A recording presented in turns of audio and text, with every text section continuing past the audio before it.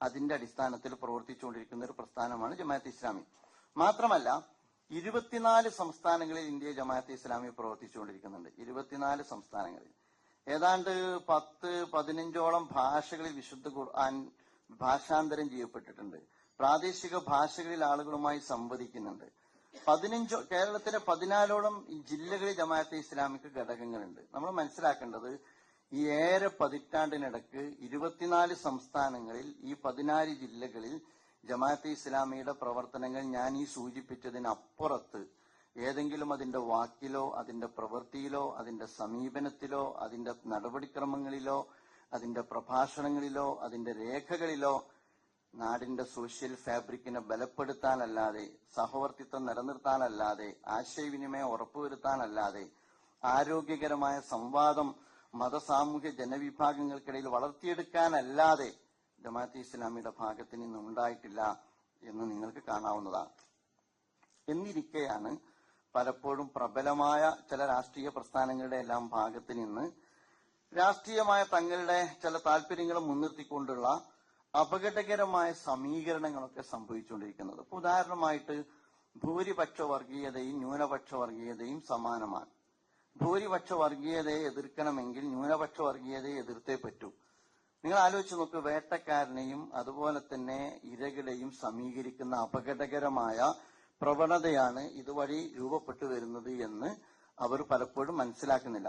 ഞാൻ മനസ്സിലാക്കുന്നത് വിചാരധാര എന്ന് പറയുന്ന ഗോൾവാൾക്കറുടെ ഈ പറയുന്ന 100 കൊല്ലം കൊണ്ട് അവർ ആഗ്രഹിക്കുന്ന ഒരു ഏകശിലാ സാമൂഹ്യ ക്രമത്തെ രൂപപ്പെടുത്തുന്നതിന് അന്തർധാരയെ അടിസ്ഥാനമായി വർത്തിക്കുന്ന ഗ്രന്ഥമുണ്ട്. അതിലേതാണ്ട് 250 മറ്റുള്ള പേജ് നമ്പർ ഞാൻ കൃത്യമായിട്ട് ഓർക്കുന്നില്ല. ആന്തരിക ഭീഷണി എന്ന് പറയുന്നുണ്ട്. അതിൽ വൈദേശിക ഭീഷണിയേക്കാൾ അപകടം ആന്തരിക ഭീഷണിയാണ്. ആ ആന്തരിക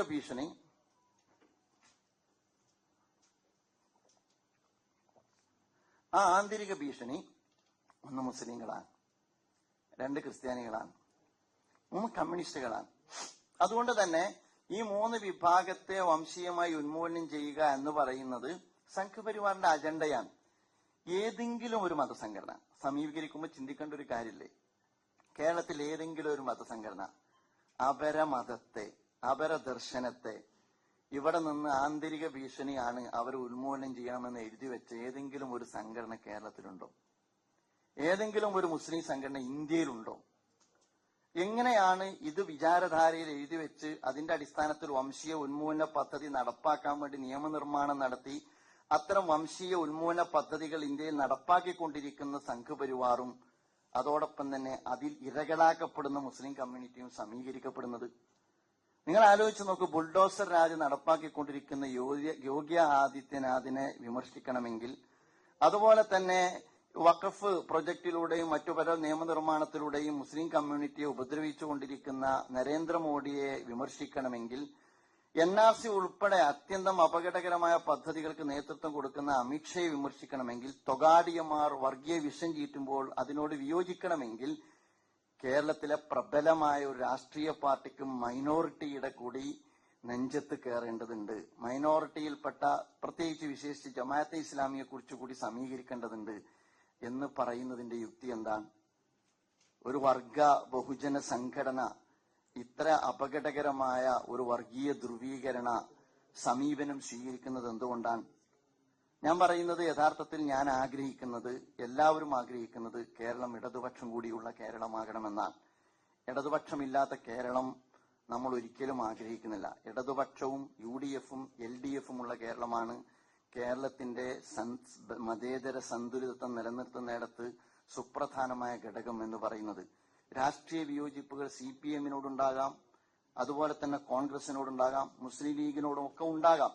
ആ വിമർശനങ്ങളൊക്കെ അതിന്റെ തീക്ഷ്ണതയിൽ തന്നെ നമ്മൾ പ്രകടിപ്പിക്കുന്ന ഘട്ടത്തിലും കേരളത്തിന്റെ മതേതരമായ സ്വഭാവം, മതേതര കക്ഷികൾ ഇന്ത്യയിൽ തന്നെ വംശീയതയെ ചെറുക്കുന്നിടത്തും അതുപോലെ തന്നെ ഫാഷിസത്തെ തടയിടുന്നിടത്തും ഇന്ത്യ അലയൻസ് എന്ന് പറയുന്ന വിശാലമായ ഒരു സഖ്യത്തിന്റെ കീഴിൽ അണിനിരന്ന രാഷ്ട്രീയ പ്രസ്ഥാനങ്ങൾ കേരളത്തിൽ എത്തുന്ന ഘട്ടത്തിലും സമാനമായ സ്വഭാവം സ്വീകരിക്കണമെന്നാണ് നമ്മൾ ആഗ്രഹിക്കുന്നത്. അതുകൊണ്ട് ഫാഷിസത്തെ ചെറുക്കാൻ കഴിയുന്ന എല്ലാ മത, സാമൂഹ്യ, സാംസ്കാരിക, സംഘടനകളെയും ചേർത്ത് നിർത്തിക്കൊണ്ടുള്ള മുന്നേറ്റത്തിന് നേതൃത്വം കൊടുക്കേണ്ടുന്ന ചരിത്രപരമായ ഉത്തരവാദിത്വം നിർവഹിക്കേണ്ടുന്ന, പലപ്പോഴും അത് നിർവഹിച്ചിട്ടുള്ള ഇടതുപക്ഷം അധികാരത്തിന്റെ ആവർത്തനത്തിന് വേണ്ടി ഇടതുപക്ഷത്തെ തന്നെ റദ്ദ് ചെയ്യുന്നു എന്നുള്ളത് അപകടകരമായ നീക്കമാണ്.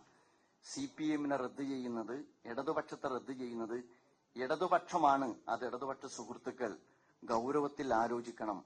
ഇടതുപക്ഷ ബുദ്ധിജീവികൾ ഗൗരവത്തിൽ ആലോചിക്കണം.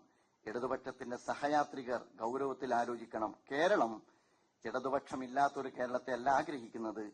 ഇടതുപക്ഷം കൂടി ഇടതുപക്ഷത്തിന്റെ ധർമ്മം നിർവഹിക്കുന്ന ഒരു കേരളമാണ് ഇപ്പോൾ സ്വീകരിച്ചുകൊണ്ടിരിക്കുന്ന, ജമാഅത്തെ ഇസ്ലാമിയെ ടൂളാക്കിയിട്ടോ അല്ലാതെയോ ഒക്കെ സ്വീകരിച്ചുകൊണ്ടിരിക്കുന്ന വർഗീയ ധ്രുവീകരണ രാഷ്ട്രീയം അപകടകരമാണ്. അതിൽ നിന്ന് ഇടതുപക്ഷം പിന്തിരിയണം എന്നാണ് ജമാഅത്തെ ഇസ്ലാമിക്ക് ഈ സന്ദർഭത്തിൽ മറ്റൊരു കാര്യം സൂചിപ്പിക്കാനുള്ളത്. മാത്രമല്ല, വംശീയത എന്ന് പറയുന്നത് കേരളത്തിലും വന്നുകൊണ്ടിരിക്കുന്നു. പ്രബുദ്ധതയിൽ നമ്മൾ അഭിമാനിക്കുന്ന ഒരു ഘട്ടത്തിലും പാലക്കാട് ഒരു ഛത്തീസ്ഗഡിലുള്ള ഒരു ദലിത് ചെറുപ്പക്കാരൻ ക്രൂരമായി വംശഹത്യ ചെയ്യപ്പെട്ടു എന്നാണ് ഞാൻ മനസ്സിലാക്കുന്നത്. അത് നമുക്ക് മാപ്പർഹിക്കാത്ത പാതകമാണ്. കേരളത്തിൽ നിന്ന് സംഭവിക്കാൻ പാടില്ലാത്ത കാര്യമാണ്.